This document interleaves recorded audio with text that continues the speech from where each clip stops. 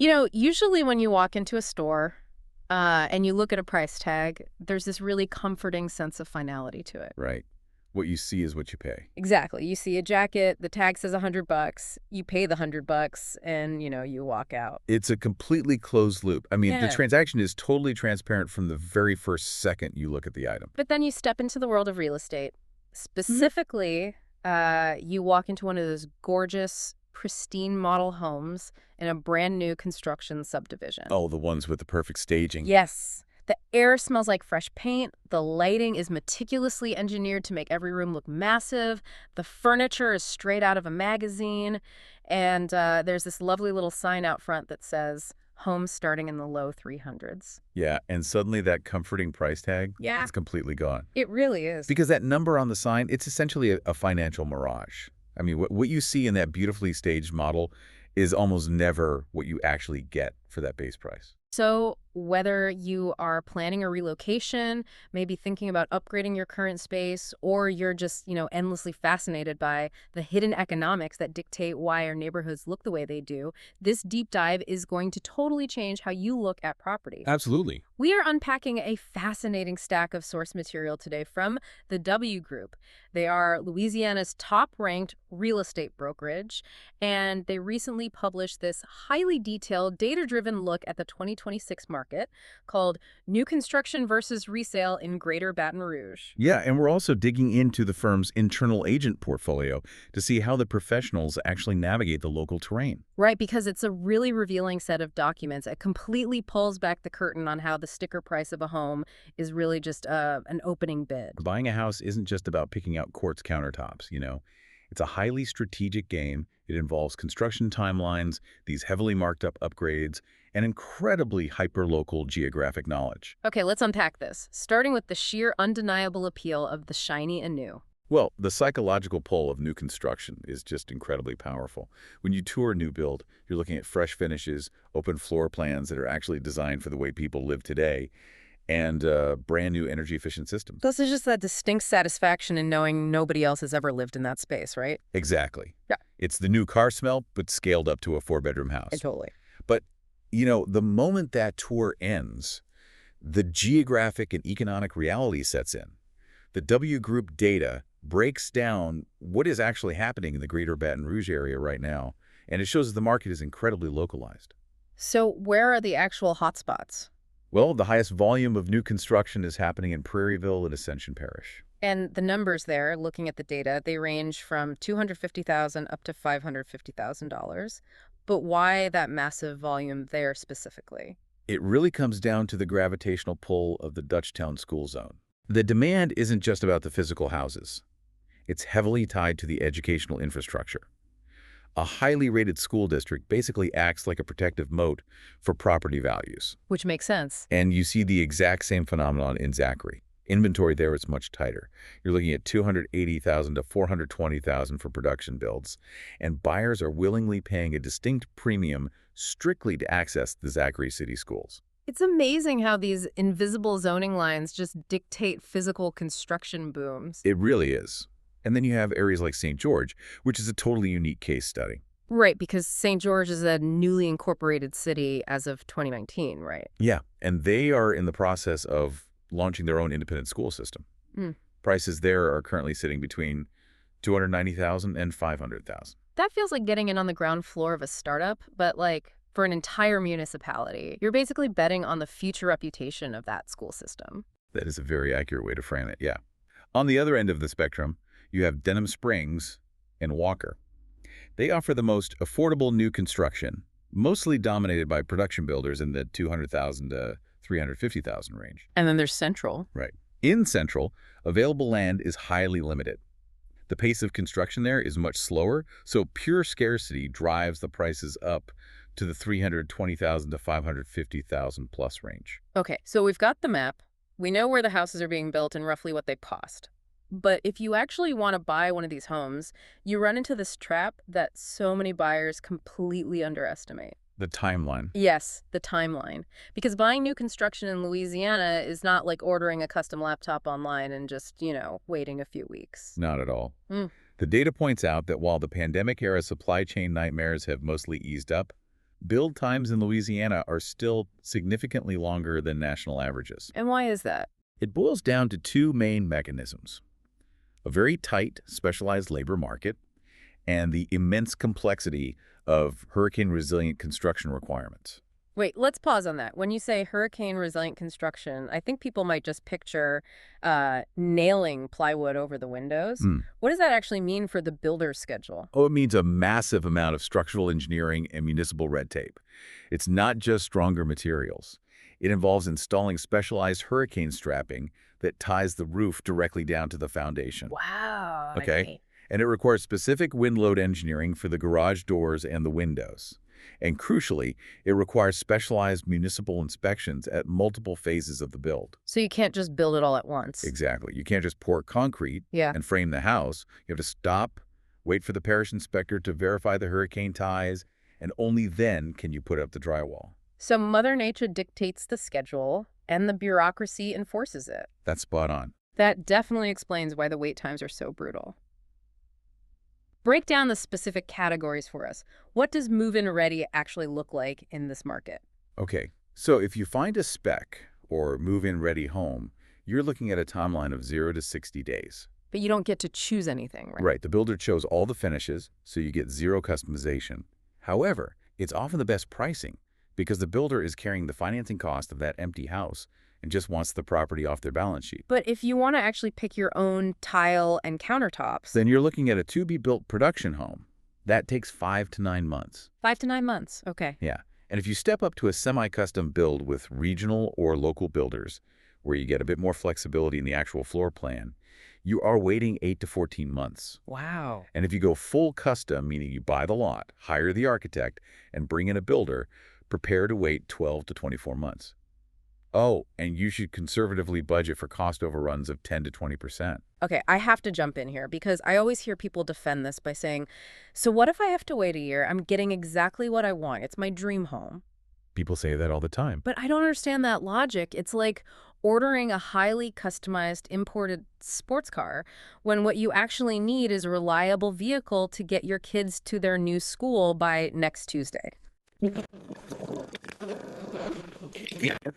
Feature of the house, just as much as the square footage or the number of bedrooms. Right. If your apartment leases up in 90 days or, you have a hard start date for a corporate relocation, a resale home that you can close on and physically move your furniture into in 30 days objectively beats a new build that you literally cannot access for 8 months. It really does. It doesn't matter how perfect the kitchen island is if you're living out of a suitcase in a short-term rental for half a year. And if you don't factor the timeline in as a hard cost, you end up paying for it through double moving expenses, premium rates on month-to-month leases, and a massive amount of personal stress. Okay, but let's assume you do have the luxury of time. You're willing to wait the 8 months for that to be built home. Now we have to look at what you are actually paying. What's fascinating here is the underlying economics of builder upgrades. As the source material explicitly states, the base price that lured you in is never the final price. Never. Builder upgrade pricing is intentionally and aggressively marked up. Builders regularly charge 2 to 3 times what you would pay to add the exact same feature on the aftermarket, by hiring a contractor yourself after you close. Give me the actual numbers from the report, because when I read this, it completely shattered my perception of new builds. Let's look at flooring. If you want upgrade from basic carpet to LVP luxury vinyl plank hardwood through the builder, it'll cost you $8 to $15 a square foot. Okay. If you hire a local flooring company to do it aftermarket, $4 to $8 a square foot. Literally half the price. Kitchen cabinets are just as striking. A builder upgrade is between $6,000 and $15,000. Aftermarket, that same cabinetry upgrade is $3,000 to $8,000. Unbelievable. A covered patio or outdoor living space. The builder will quote you $15,000 to $30,000. A local contractor will build it for $8,000 to $18,000. That is a massive difference. It is. Even a simple garage door upgrade is $2,500 to $5,000 with the builder versus $1,200 to $2,800 aftermarket. Okay, if the markup is this aggressive, why does anyone ever check the box in the Builder's Design Center? Why not just do it all later?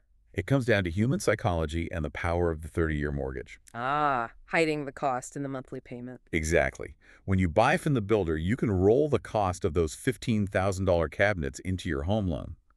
Mentally, the buyer justifies it because it only adds $30 or $40 to their monthly payment. Right, whereas doing it aftermarket means paying $5,000 in cold, hard cash out of pocket immediately after closing. Which most buyers simply don't have after putting down their down payment. Builders know they have a captive audience with limited liquid cash. They are essentially acting as a high-interest lender for cosmetic changes. So how do you navigate the design center without getting taken advantage of? The W Group outlines a very clear strategic rule of thumb. Only pay builder prices for things that go behind the walls or involve structural changes. Okay, so if it requires tearing open drywall later, pay the builder to do it now. Yes, we're talking about structural options like adding a bonus room, a third-car garage, or upgrading to spray foam insulation, or running extra electrical wiring for a future media room. Everything else, the flooring, the countertops, the light fixtures, do it aftermarket. Let's pivot and look at the alternative, the resale market. Because new construction already comes with a massive premium baked into the price per square foot, even before you add a single upgrade. It does. The data shows a 10 to 20% price per square foot premium on new builds compared to resale homes in the exact same zip code.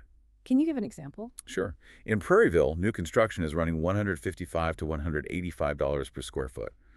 A resale home in the same area is $130 to $155. And the source material actually outlines 5 specific scenarios where buying a used resale home consistently beats buying new. Right. Established lots with mature landscaping, homes that are 5 to 8 years old, where the previous owner already absorbed the cost of those aftermarket upgrades, prime neighborhood locations like cul-de-sacs that sold out years ago, the immediate closing timeline we discussed, and in-town living. Yeah, if you want to live in historic areas like Mid-City or the Garden District in Baton Rouge, there simply is no vacant land for new construction. You are buying into an established fabric of a neighborhood rather than a dirt lot. Here's where it gets really interesting to me. Looking at scenario number 1, the established lots. Builders constantly sell the energy efficiency of their new homes, right? Oh, constantly. Look at our brand new high-efficiency HVAC system.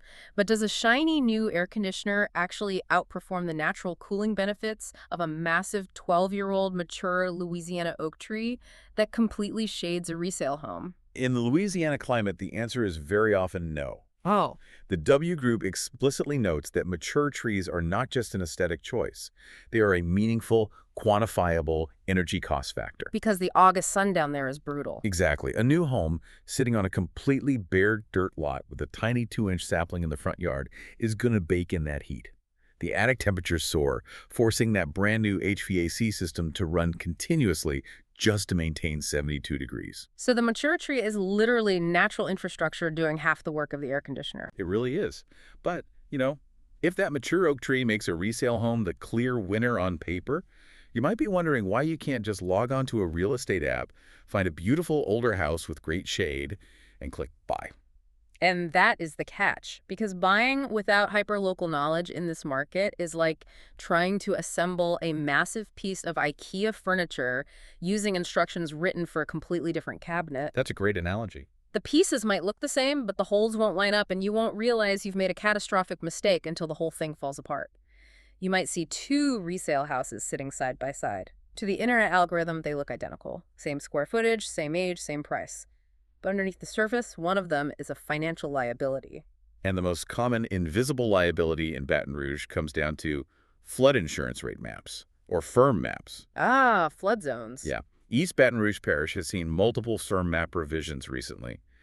The government actively redraws these flood lines based on new topographical data and recent weather events. So you could have those 2 identical houses, but a slightly different topographical elevation or a newly drawn map line means one house suddenly requires an elevation certificate. Precisely. And what does that certificate actually do? An elevation certificate is an official document from a surveyor proving your home's lowest floor is above the base flood elevation.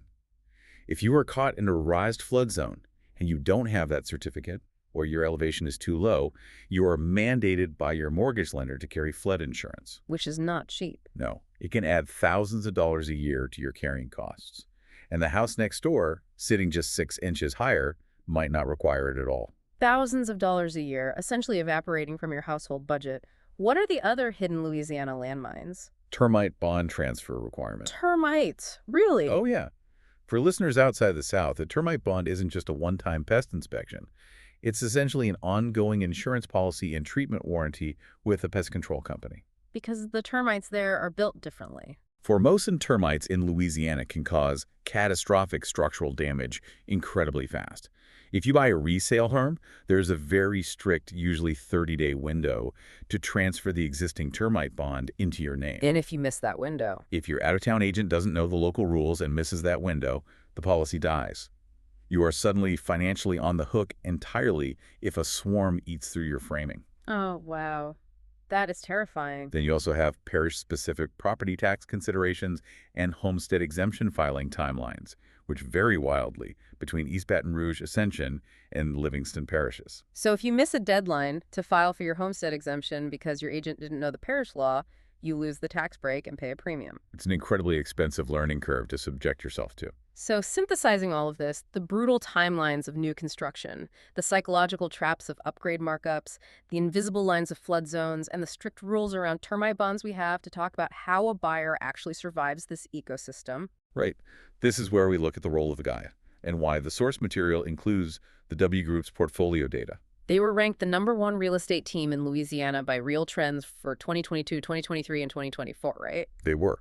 But it's their 2025 data that reveals how this complex market is navigated. 55-plus agents sold 518 homes in a single year.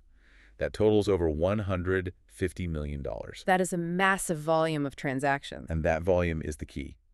Closing over 500 homes across these specific parishes means they aren't just selling property, they act as a proprietary data aggregator. How so? Well, an individual buyer might buy a house once every 7 years. A high-volume team is in the trenches every single day. They know exactly which local builder is secretly running 6 months behind schedule on their materials, regardless of what their marketing brochure claims. Oh, I gotcha. They know which specific streets were impacted by the latest firm map revisions before the city even updates the public-facing internet portals. And they have over 1,000 5-star reviews from clients who actually navigated this. Yeah, I saw those in the source, like Marcus B., who sold above ask in under 2 weeks, or Claire H., who was specifically guided through those complex flood zones. Right, they can see around the corners that the buyer can't. And the data shows they are backing this up with significant technology, too. For sellers, they're running AI-powered marketing campaigns across Google, Instagram, Facebook, and Zillow, combined with cinematic video and 3D virtual tours. It's a completely different level of exposure than the old-school method of just sticking a sign in the yard and hoping for foot traffic. It is about maximizing visibility in a crowded market to extract the highest possible premium for the seller. Okay, I can clearly see why a seller needs that level of tech and why a resale buyer needs an expert to navigate flood maps and termite bonds. But I have to admit, I'm genuinely confused about the new construction side of things. How so? Let's say I drive into a brand new subdivision. I walk into the beautiful model home. The builder's sales rep is right there. They're incredibly welcoming. They hand me a warm chocolate chip cookie. They offer me a bottle of water. And they enthusiastically lay out all the floor plans. Why on earth do I need to bring my own agent into that specific scenario? If we connect this to the bigger picture, you have to look at the legal and financial structure of that interaction.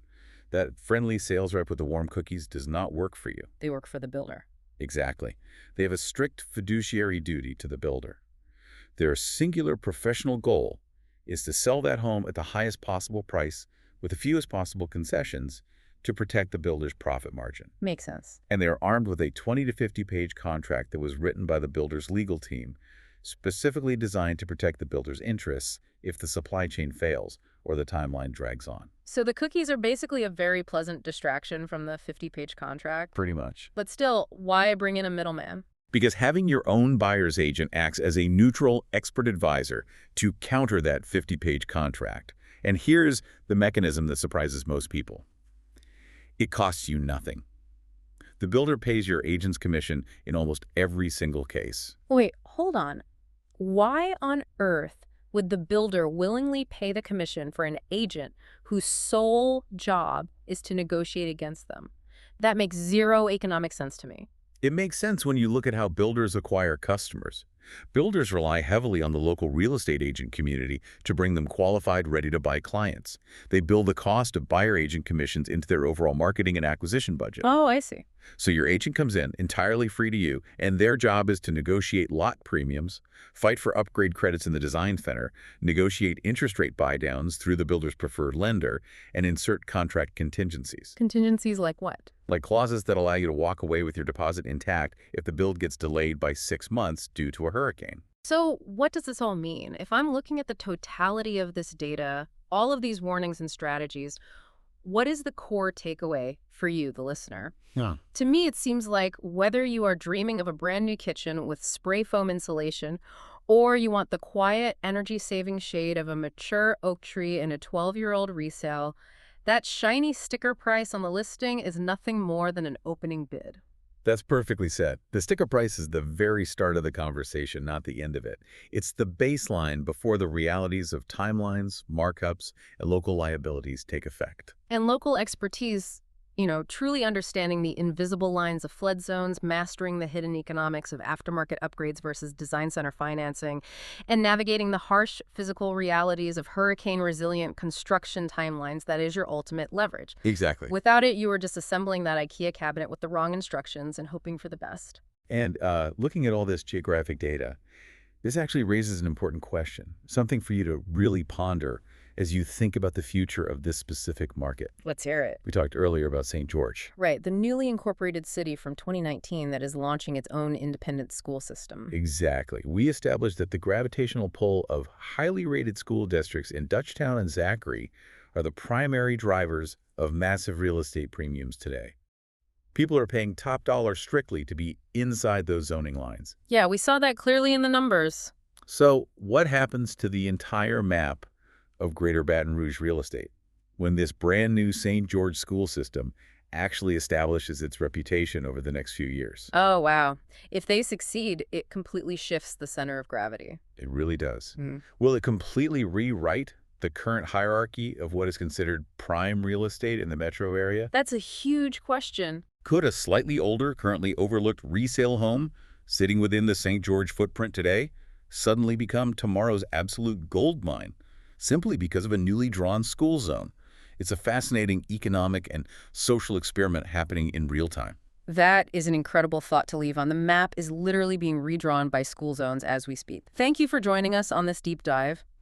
Keep questioning the fine print, keep digging into the mechanics of your local market, and the next time you walk into a beautiful, perfect model home, well, just remember to look past the warm cookies and ask to see the real price tag. We'll catch you next time.